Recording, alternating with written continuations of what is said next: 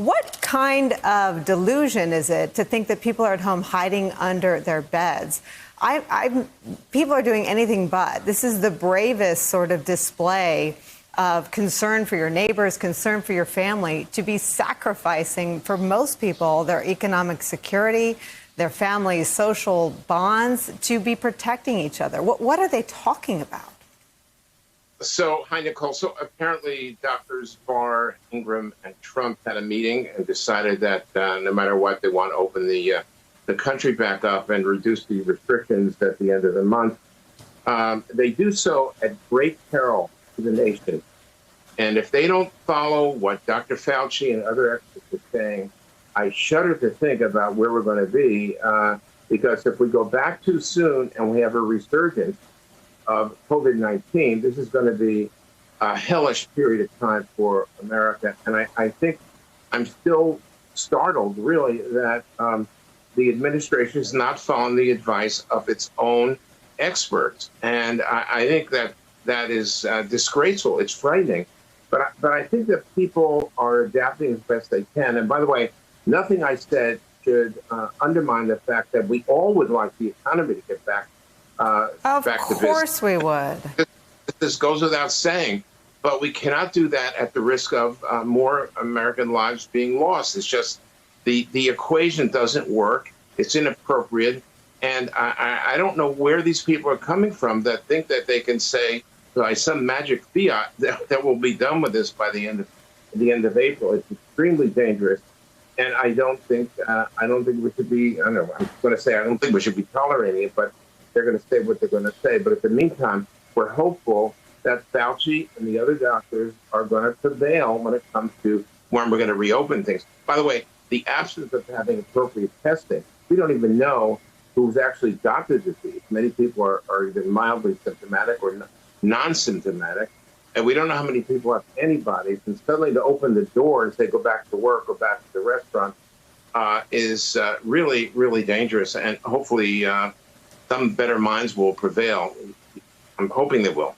Dr. Redlener, let me put you on the spot. If Dr. Fauci came out today and said, I'm for the Big Bang, let's do it on April 30th, would you, I mean, I guess my point is, do you trust him completely? Whatever he came out and said, you know, at that podium, do you trust him? You did put me on the spot, Nicole. So, all of us in public health know and respect Fauci. He's been through many, many administrations. He's a serious expert. His word is good, and his judgment is good. On the other hand, he's working for somebody who's very authoritarian, who does not tolerate dissent. I wouldn't know what to make of it. I'll just tell you that I don't actually know another public health expert that would agree with just sort of jumping back into full swing with the economy and people getting back to work. I think many of us would be very, very concerned if Tony Fauci actually said that. I doubt that he would, but if you trust me, yeah, we trust him, but he's working for somebody that we don't trust, if I just put it that simply. Robert Costa, I put Dr. Redlener on the spot to make a point. There is this, it's not an undercurrent. There is a loud primal scream coming from the right that questions or concerns that come from people like Dr. Fauci about drug treatments are being talked down. I think Attorney General Barr called it a jihad from members in the media against untested drug therapies. This idea that everyone doesn't share a burning desire to get our economy back and running is a dangerous smear against everyone who is simply reporting and covering what the members of Donald Trump's coronavirus task force who have a medical or scientific background are saying. And I want to ask you this question. This has put everybody on the spot, Dave. Is Donald Trump someone who can be frightened into doing the right thing from a public health standpoint, or is he more frightened of his political fate? Is that why he deputized Barr to go out and say these things?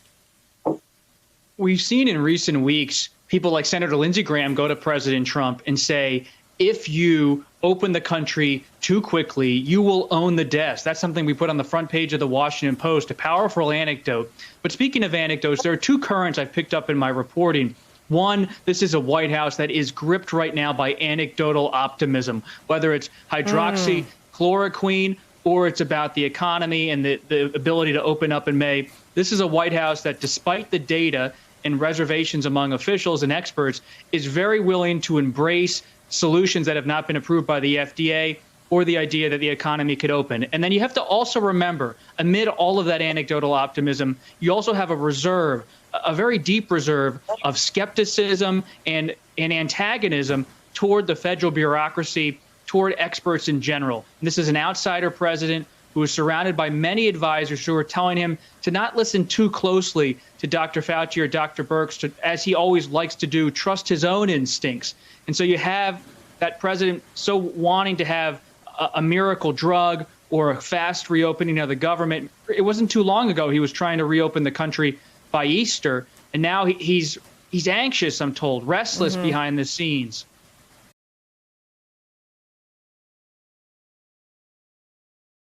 Hey there, I'm Chris Hayes from MSNBC. Thanks for watching MSNBC on YouTube. If you want to keep up to date with the videos we're putting out, you can click subscribe just below me or click over on this list to see lots of other great videos.